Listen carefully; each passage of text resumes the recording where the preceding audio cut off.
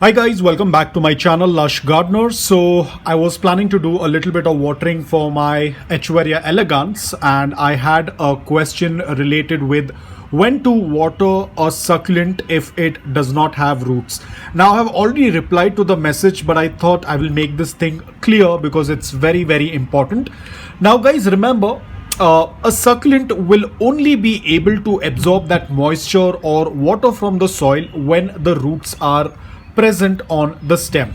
The main purpose of the roots is to absorb moisture or nutrients from the soil to any plant. That is what the main feature of roots are. But when the roots are not present, how will the succulent be able to absorb that moisture from the soil? Now I know where this question is coming from. Probably the person has done the cutting and now the succulent is getting dehydrated. This is one of the reasons why I have mentioned this couple of times, that always hydrate your succulent before doing a stem cutting, because we are not very sure when the roots will start to show up on the stem cutting. There is no definite time for it. It all depends upon the environment. It all depends upon the succulent. So always ensure whenever you are doing a stem cutting that the succulent, whichever it is, it has to be well hydrated before doing a stem cutting. Now if you're going to add water or moisture into the soil in which the stem cutting is being placed and it does not have any roots, I wouldn't say that it will rot, but there is a high chance it will rot, because one, that succulent is not able to absorb any of that moisture from that soil because it does not have the main feature, which are the roots, in order to absorb that moisture. So your succulent is not going to get hydrated, whereas there is a higher chance of it getting rotted. Now I'm not saying that it will, there is a 50-50 chance. But let me tell you, there are three succulents. This is from my personal experience, what I'm sharing with you.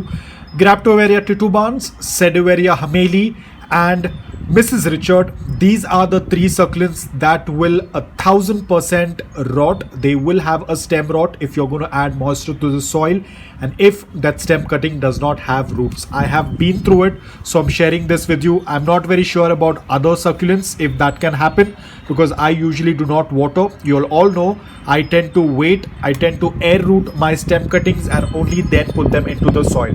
So I'm not very sure if the other succulents will be okay by adding moisture to a stem cutting without roots, but these three succulents will definitely rot.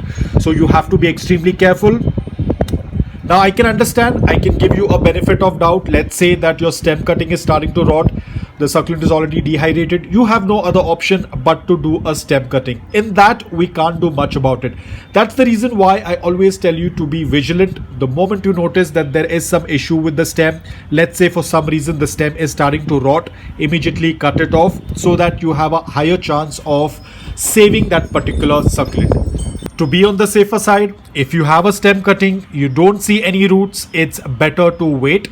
Now guys, succulents also tend to absorb moisture from the environment, especially during the nights. But again, 90% of the absorption of moisture is done through the roots, but there is a small percentage wherein the succulent also tends to absorb moisture through its leaves while the process of photosynthesis during the night and not during the day.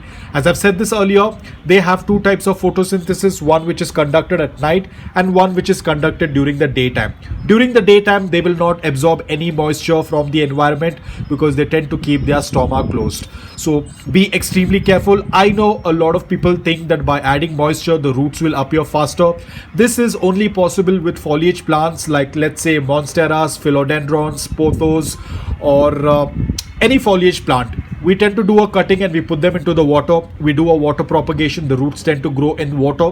Then we either take it out and put it into the soil, or we continue to leave it in the water. This is not the case with succulents. I know some people have made videos wherein they are growing their cuttings in water. There are roots in water. I am not very sure how that tends to work. I have seen some people have tried it. They failed miserably, so I would never advise to do something like that. Again, it all depends upon you. I know some people will say in the comment section, well, I have tried it, it has worked out. If it has worked out, very good for you, but I am not going to advise anything like this. It all depends, because there are certain succulents that might root, there are some succulents that might start to rot. Now of course, if you want to experiment and see it, nobody can stop you. You can do it, you can experiment and try it. If it doesn't work, it doesn't work. If it works, good for you. But I would never suggest to put them in water. Just keep it very simple, put them in soil whenever you have roots, and that's about it. That's what I have been doing for a couple of years, and it has been working out really well for me. So by that, I think I have also finished watering my elegance pot. So these are very simple things, but again guys, it depends, because in some environments they tend to root in water. In my environment it doesn't, hence I said experiment and see it for yourself. So guys, that's all about it. I hope that this video was helpful to you. If it was, please hit the like button, and if you're new to my channel, please consider subscribing to it. Until then, take care, stay safe, and keep propagating.